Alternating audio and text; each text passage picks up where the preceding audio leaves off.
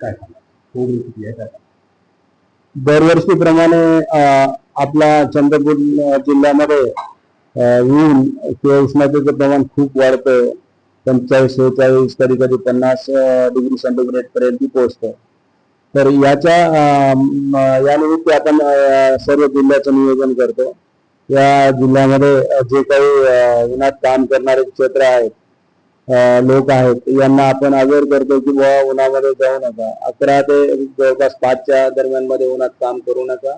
उष्णता खूप आहे, त्यामुळे शरीरावर विपरीत परिणाम होतात आणि मग त्यांना त्याचा धोका असतो शरीरावर परिणाम होण्याचा.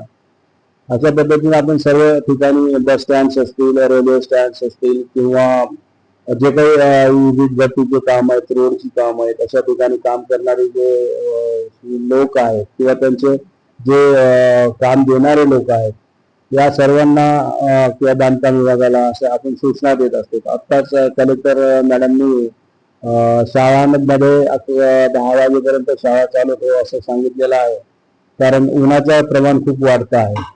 आणि अशा परिस्थितीमध्ये लहान मुलं आणि वृद्ध यांची काळजी घेणं गरजेचं आहे. गरोदर मातांची काळजी घेणं गरजेचं आहे. त्या दृष्टीने आरोग्य विभाग पूर्णपणे सतर्क आहे. आरोग्य विभागाने आपल्या प्रत्येक स्टेटमध्ये हॉस्पिटल असतील, जसे की आपले ग्रामीण रुग्णालय 90, जिल्हा रुग्णालय 5 आहेत, प्राथमिक आरोग्य केंद्र 65 आहेत, जिल्हा रुग्णालय आहे. या सर्व ठिकाणी कोल्ड रूम स्थापन केलेले आहेत. तिथे लागणारी सर्व साहित्य सामग्री आहे, औषधी आहे, सलाईन्स आहेत, सर्व काही वस्तू आणि एक स्किल्ड मनुष्यबळ पण आहे तिथे, जे की काळजी घेईल जर का कसं झालं तर. अशा पद्धतीने आपण सर्वपरी जिल्ह्यामध्ये कुठेही अप्रिय घटना घडणार नाही किंवा कोणालाही हीट वेव्हपासून त्रास होणार नाही अशी यंत्रणा उभा केलेली आहे. आपल्याकडे ट्रान्सपोर्ट सिस्टीम आहे. 102च्या गाड्या आहेत, 108च्या गाड्या आहेत. ते टोल फ्री नंबरवरती कॉल केल्यानंतर ते आपल्याकडे येऊन आपल्याला सर्व्हिस देऊ शकतात. तर सर्व जनतेला आवाहन करेन की एक, उन्हामध्ये जाऊ नये.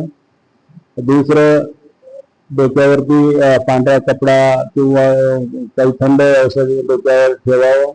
पायामध्ये चप्पल्स वगैरे घालाव्यात. उन्हामध्ये, वाढत्या उन्हामध्ये त्रास होणार नाही असं बघावं. जास्तीत जास्त पाणी प्यावं. थंड म्हणजे लिंबू सरबत वगैरे अशा पद्धतीचे पेय जे शरीराला चांगले असतात आणि डिहायड्रेट होऊ देत नाहीत अशी पेय प्यावीत. आणि काही तसे जर काही अडचण आली किंवा तसं वाटलं चक्कर येते आहे किंवा काही हीट स्ट्रोकचे काही लक्षण आपल्याला जाणवलं, ताबडतोब त्याच्या आजूबाजूला असलेल्या व्यक्तींनी ताबडतोब आरोग्य यंत्रणेला फोन करावा आणि ॲम्ब्युलन्स वगैरे मागून तशा सेवा घ्याव्यात. आणि आपल्या जिल्ह्यामध्ये, चंद्रपूर जिल्ह्यामध्ये कोणालाही कसल्याही प्रकारचा हीट स्ट्रोक होणार नाही किंवा हीट वेगवेगळ्या काही त्रास होणार नाही याची दक्षता घ्यावी.